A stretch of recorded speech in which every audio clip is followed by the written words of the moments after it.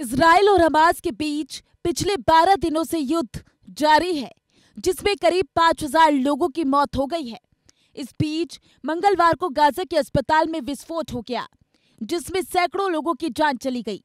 हमले के तुरंत बाद इजराइल के प्रधानमंत्री बेंजामिन नेतन्याहू के कार्यालय ने एक ट्वीट किया था, जिसे बाद में हटा दिया गया।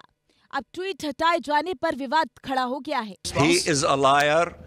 His spokesperson and digital spokesperson tweeted that Israel did the hit, thinking that there is around this hospital a base for Hamas, and then he deleted that tweet.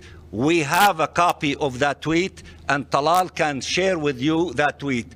Now they change the story to try to blame the Palestinians. It is a lie, and the Israeli spokesperson of the army, about a week ago, made a statement in which he said, evacuate the hospitals are target, and in fact they hit one hospital a week ago. So their intentions is evacuate or hospitals will be hit, and they are responsible for that crime, and they cannot fabricate stories to deal with it. IDF ने Hamas के गुर्गों की audio recording जारी की है, जिसमें Gaza अस्पताल में विस्फोट का कारण बनने वाले रॉकेट के बारे में बात की गई है। In addition, there are two independent videos which show the failure of the rocket launch and the continuation of rocket flight towards the ground.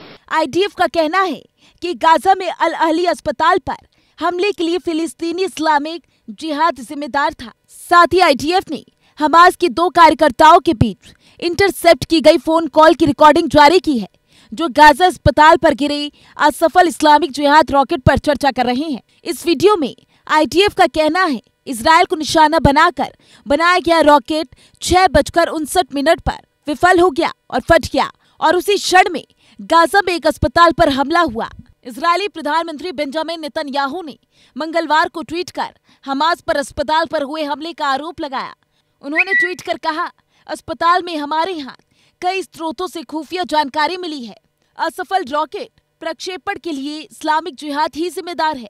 ये बात पूरी दुनिया को पता चलना चाहिए कि बर्बर आतंकवादियों ने ही गाजा के अस्पताल पर हमला किया, न कि इजरायली सुरक्षा बलों ने। आतंकियों ने हमारे बच्चों की हत्या तो की ही, साथ ही उन्होंने अपने बच्चों की भी हत्या की।